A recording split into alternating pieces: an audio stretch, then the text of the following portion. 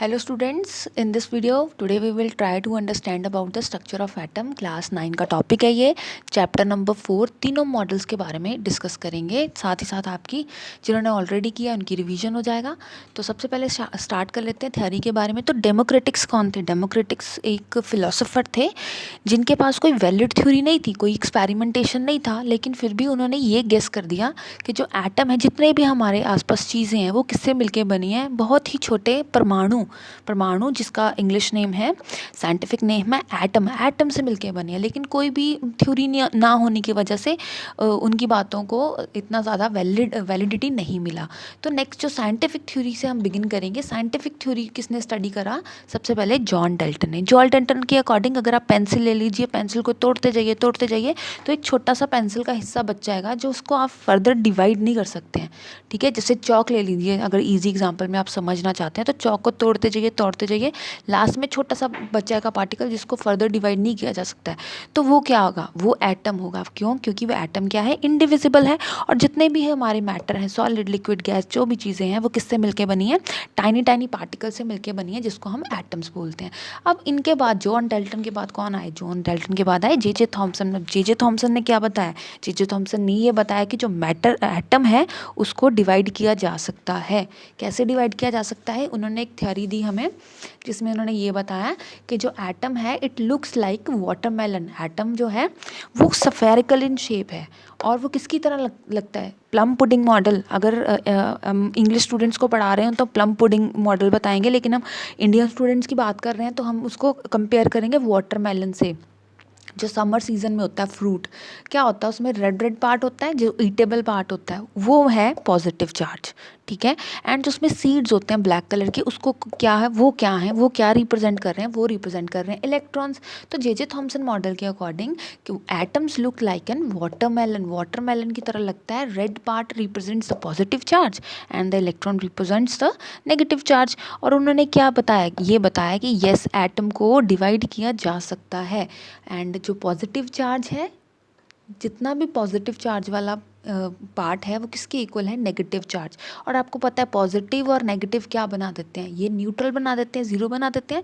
तो उन्होंने कहा कि इस पे कोई चार्ज नहीं होता है। अब सारी की सारी थ्योरी जो है चेंज हो जाती है जब हम पढ़ते हैं रदरफोर्ड मॉडल। अब हम देख लेते हैं कि रदरफोर्ड मॉडल में क्या हुआ। रदरफोर्ड ने एक्सपेरिमेंट किया जिसको बोलते हैं गोल्ड फॉयल एक्सपेरिमेंट। ये देखिए, गोल्ड फॉयल एक्सपेरिमेंट। उन्होंने क्या किया? राउंड कलर का कोई वुडन बॉक्स ले लिया जो ब्लैक कलर से पेंट था, उसके बीच में ये जो सेंटर में जो जगह बची हुई है इस पर रख दी गोल्ड फॉयल, गोल्ड की शीट रख दी पतली सी ऐसी। ठीक है, ये है अल्फ़ा पार्टिकल्स हमने इस यहाँ से स्ट्राइक करवाए। ठीक है, अब जब भी गोल्ड फॉयल में से अल्फ़ा पार्टिकल्स पास कर रहे हैं, कभी कभी फ्लैशेस यहाँ नज़र आ रही हैं, इसको मैं यहीं रख देती हूँ। कभी फ्लैशेस यहाँ नज़र आ रही थी, कभी यहाँ पे, कभी यहाँ पे, तो कभी यहाँ पे। तो ये सारा कुछ उन्होंने किया एटम का स्ट्रक्चर स्टडी करने के लिए। और क्वेश्चन ये आता है कि गोल्ड फॉयल ही क्यों लिया, कोई और क्यों नहीं लिया? क्योंकि गोल्ड फॉयल की थिन शीट्स निकल आएंगी। ठीक है, ये बहुत ही मेलेबल है और उसमें से थिन शीट्स पॉसिबल है, इसलिए गोल्ड फॉयल लिया गया उस समय में। तो अभी क्वेश्चन ये आता है कि जब भी इसमें से अल्फ़ा पार्टिकल्स पास हो रहे हैं तो कुछ तो हो रहा है। जो इनके बीच में एटम्स प्रेजेंट हैं वो किसी तरह से इस डिस्ट्रीब्यूटेड हैं कि कभी फ्लैशेस यहाँ आ रही हैं, कभी यहाँ आ रही, एक ही पॉइंट पे फ्लैशेस नहीं आ रही हैं। ठीक है, तो इसको हम स्टडी करेंगे कि ऐसा क्यों हुआ। अब देखिए बेटा, ऐसा इसलिए हुआ, ये जो थिन शीट्स है ना, ये टॉप वाला हिस्सा है ना, ये क्या बता रहा है? ये एटम्स कुछ इस तरह से अरेंजमेंट होंगे उसमें गोल्ड फॉयल में। ठीक है, तो अब क्या होगा? अब केस नंबर 1 में क्या हुआ कि कुछ जो अल्फ़ा पार्टिकल्स थे वो इसी तरह से एटम के बीच में से पास कर गए। ना वो डिफ्लेक्ट किए, ना वो कुछ भी नहीं हुआ, उनको कोलाइड वगैरह उन्होंने कुछ नहीं किया, वो सिंपली पास हो गए। ठीक है, दूसरे नंबर पे केस क्या कौन से नज़र आ रहे थे कि तो कुछ पार्टिकल्स जो थे वो रिफ्लेक्ट बैक कर गए, इस तरह से वो रिफ्लेक्ट बैक कर गए। इसका मतलब ये जो अल्फ़ा पार्टिकल्स थे, आप यहाँ से देखिए थोड़ा सा, मैं आपको ये देखिए, अभी तक रदरफोर्ड को ये नहीं पता कि सेंटर में न्यूक्लियस होता है। हम लोगों को तो पता है ना, हमने पढ़ लिया है। लेकिन रदरफोर्ड ने क्या देखा? कुछ बार तो अल्फ़ा पार्टिकल्स इसी तरह से पास करके, ठीक है, कई बार क्या हुआ, जो अल्फ़ा पार्टिकल्स क्या होते हैं? ये पॉजिटिव चार्ज रेज होती हैं ये। ठीक है। ये इसका जो अल्फ़ा पार्टिकल्स होता है ना, इसका चार्ज पॉजिटिव होता है, तो आप ये याद रखिए। कई बार तो पॉजिटिव चार्ज ऐसे ही निकल गया, कई बार क्या हुआ है पॉजिटिव चार्जेस आ रहे और वो ऐसे बाउंस बैक कर गए। ठीक है, पॉजिटिव चार्जेस, इसका मतलब यहाँ पे कुछ पॉजिटिव चार्ज ही प्रेजेंट है, तभी तो वो रिफ्लेक्ट बैक कर गए हैं, क्योंकि हमें ये पता है कि जो पॉजिटिव होते हैं वो क्या करते हैं, वो करते हैं रिपेल। ठीक है, तो ये हो गया फर्स्ट केस, ये होगा सेकंड केस। और थर्ड केस में क्या हुआ, थर्ड केस में जब उन्होंने देखा कि कई बार क्या हो रहा है कि जो पॉजिटिव चार्जेस आ रहे हैं ये स्पीड अप हो गए और फटाफट से कोलाइड करके अपना पाथ चेंज कर गए। तो अब बताइए ऐसा क्यों हुआ। आपको ये पता है कि यहाँ पे क्या है, नेगेटिव चार्ज है। पॉजिटिव और नेगेटिव चार्जेस में क्या हो गई, अट्रैक्शन हो गई।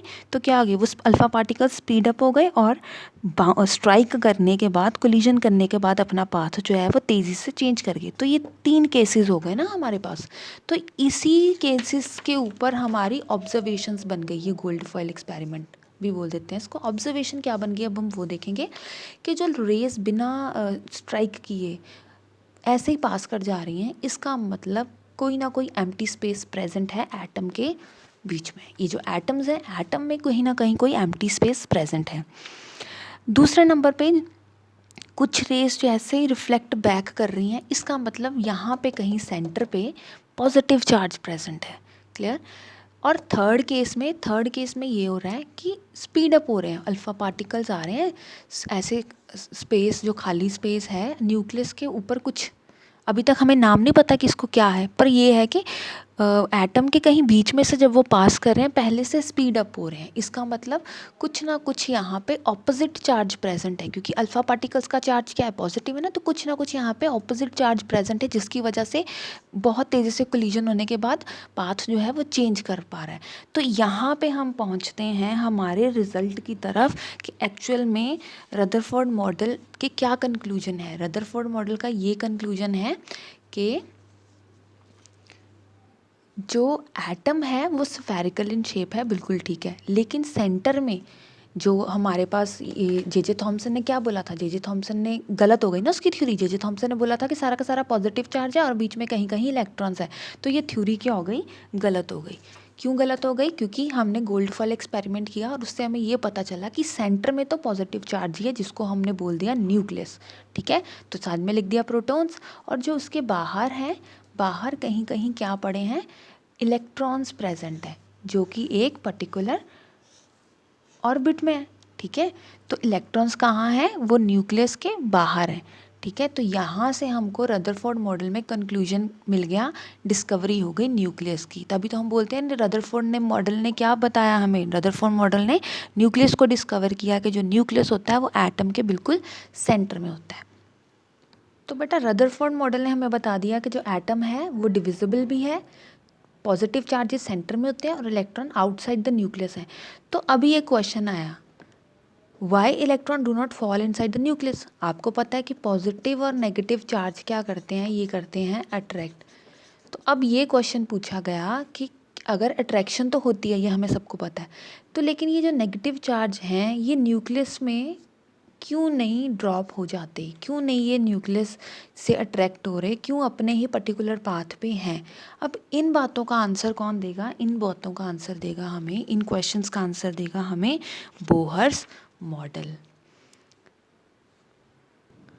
अब बच्चों बोहर मॉडल को किसने बनाया, नील्स बोहर ने बनाया। ठीक है, उन्होंने इसको डिस्कवर किया, इसकी थ्योरीज को एक्सप्लेन किया, क्योंकि रदरफोर्ड के केस में यही क्वेश्चन हमें नहीं पता चला कि क्यों नेगेटिव चार्जेस जो हैं वो न्यूक्लियस से अट्रैक्ट नहीं हो पा रहे हैं। तो बेटा इसकी थ्योरी किसने दी, नील्स बोहर ने दी। अब थ्योरी में क्या था, इस थ्योरी में ये था कि जो इलेक्ट्रॉन्स हैं वो मूव कर रहे हैं सर्कुलर ऑर्बिट्स में, लगातार वो अपने न्यूक्लियस के बाहर ऑर्बिट्स में मूव करते जा रहे हैं।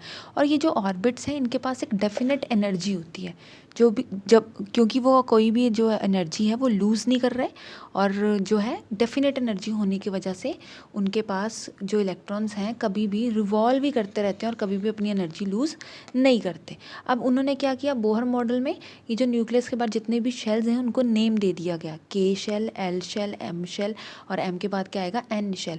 और हमने ये फॉर्मूला भी किया है कि कितने शेल में कितने इलेक्ट्रॉन्स आएंगे, 2n²। हमारे पास ये फॉर्मूला भी आ गया जो हमें ये बताता है यहाँ पे n की वैल्यू कितनी हो जाएगी। अगर फर्स्ट शेल की बात कर रहे हैं तो n की वैल्यू 1 हो जाएगी, और वो कौन सा शेल होगा, वो K शेल होगा।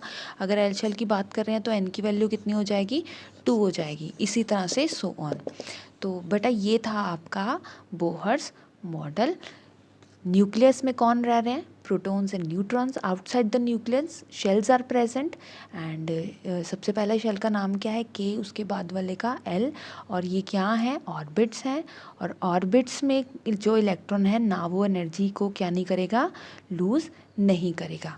तो I hope it clears now. सबसे पहले अब हम रिवीजन स्टार्ट कर लेते हैं। सबसे पहले क्या आया, जॉन डाल्टन ने क्या कहा कि एटम जो है वो क्या है, इनडिविजिबल है, और किससे मिलके बना है, टाइनी टाइनी पार्टिकल से। देन जे थॉमसन के अकॉर्डिंग जो एटम है हमारा वो कैसा है, वाटरमेलन जैसा। देन कौन आए, रदरफोर्ड आए। रदरफोर्ड ने क्या कहा, रदरफोर्ड ने न्यूक्लियस की डिस्कवरी की, कौन से एक्सपेरिमेंट के थ्रू, अल्फ़ा एक्सपेरिमेंट्स के थ्रू। देन आए बोहर मॉडल ने क्या कहा कि क्यों जो इलेक्ट्रॉन्स हैं वो अपनी एनर्जी को लूज़ नहीं कर रहा है। तो बेटा ये सारा टाइमलाइन है हमारा स्ट्रक्चर ऑफ एटम का, और इसको यहाँ वीडियो देखने के बाद आप ज़रूर एनसीईआरटी के टेक्स्ट बुक से एक बार रीड करिएगा। Thank you so much.